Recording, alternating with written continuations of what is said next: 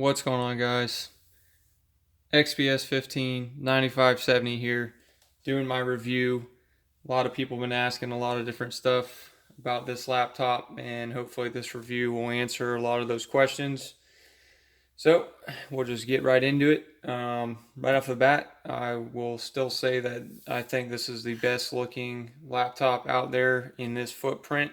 The only thing I wish Dell would have done a little bit different is added that little notch across the front here, that lets you lift the screen up a little easier. But other than that, I think this thing is about spot on. So we're going to get right in here. This laptop was sleeping. Ran some tests here so I can fit this all in one video. So we'll get right into the SSD here. This is Crystal Disk Mark 6.0. The reads came out at 2528 and the writes came out at 1213, which is pretty fast for this drive. We'll get out of that and we'll go into the stress test here. This is Real Bench version 2.56 from Asus, and I'll show you right here. You can see the specs: Core i7, 16 gigs of RAM, Intel graphics 630 with GPU number 2 GTX 1050 Ti with Max-Q design. It never broke 100 degrees Celsius. It was hovering around 90, 95, somewhere in there throughout the test. But the fans were definitely kicking in. CPU usage was definitely up there 100%. So system score came out to 79,258. If you guys care to compare that to other laptops, maybe the ones you got. But I thought this was a good test. Tested a lot of different stuff, and that's what the system score came out to. So I would think it handles thermals very well. Again, it was throwing a lot of stuff at it, and the fans were ramped up there, and it never broke 100 degrees Celsius, and cooled it down very quick. So I'm gonna go with good on the thermals. I don't know if you guys recommend any other ones to test thermals, but I felt the laptop right after this test was completed, and it was a little hot in this area on the top and the bottom, but nothing close to burning your skin or anything like that. And the rest of the laptop was just mildly warm to cool. So I think this thing handled that well. So I'll get out of that, and I want to go right into this system to show everybody here what we got. This is indeed XPS 9570 i7 8750H CPU, 16 gigs of RAM.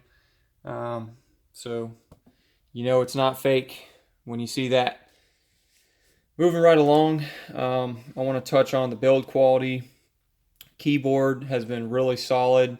This keyboard, you got to get a little used to it with the depth of travel and such. But on a laptop that's only about a ½ inch thick, I think this keyboard is spot on. Trackpad, I don't see anything wrong with this trackpad. It's not bulging. It's in there solid, nice and tight. Precision drivers, works very well with all the gestures. Very responsive. Again, this hardly any flex on this laptop, and it feels like a really solid build. So screen bleed, if you guys asking about that, pretty much screen bleed, you're only ever going to see it when it's booting up, when you'll see the Dell logo and the rest of the screen is black. Like on this wallpaper here, you'll obviously see no screen bleed, or any other picture that's not completely black. So this screen had about this much in here, very little screen bleed. The rest was perfect. It just a little bit right in there.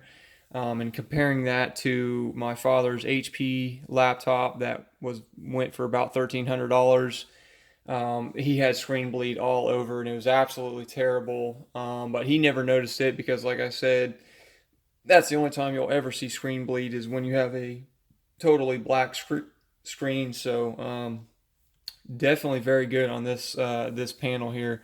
Hardly any screen bleed. Wi-Fi. This has got the killer 1535, as y'all know, and I recently updated it to the latest driver, dated 2/28/18. It's been better since I updated that. Prior to that, I was just having random disconnects on both the 2.4 and 5 gigahertz bands.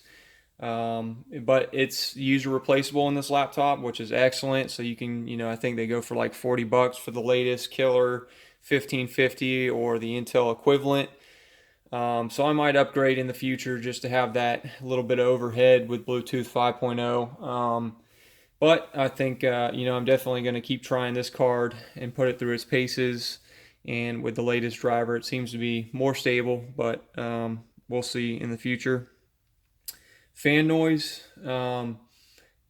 This thing is awesome at controlling, thermals, like I said, and the fans under normal usage, they'll barely turn on and turn right off, which brings me to the coil whine, which this laptop has zero coil whine, and that's how they should be. When the fans aren't running, this laptop should be dead silent, like you can put your ear to the keyboard and hear nothing, and that's how mine is. So zero coil whine, and the fans are not loud at all, and they only come on, of course, when they need to. This is the I've got the high performance mode turned on right now, and it the fans come on, like, when you're editing or gaming, they'll ramp up and you can definitely hear them. But I'm guessing if you're gaming or watching a movie, you probably got a good pair of headphones in, so you won't hear them anyways. But with a laptop that's a half-inch thin, you can only expect so much, and I think this does an excellent job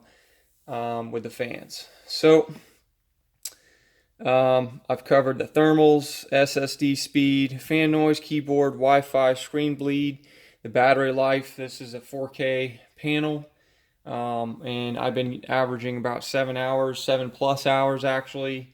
And like I said, this is on the high performance now. Dell offers you a balanced and high performance with a few other ones that pretty much just controls the thermals and CPU. So I think 7+ hours for this laptop under normal use is awesome. I couldn't expect much more out of it, but really happy with that. So the next thing is gaming. This is definitely not a gaming laptop, but it has a lot of potential. Most of you are probably wondering, does it play Diablo 2? And yes, it does play Diablo 2 very well.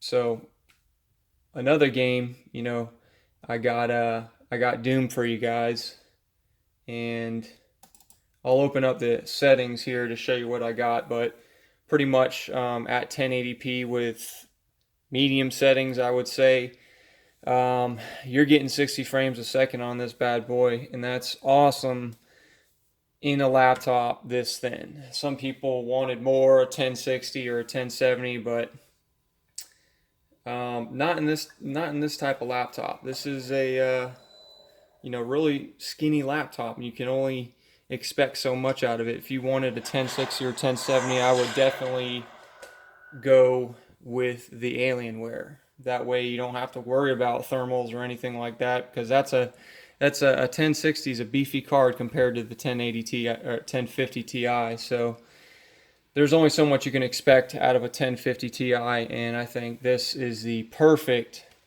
graphics card for this laptop. So we got the frame counter up there, and we'll just jump right in here a little bit. Settings, advanced. So this is what I got here. Pretty much medium, everything high. This is just kind of the defaults that came on it.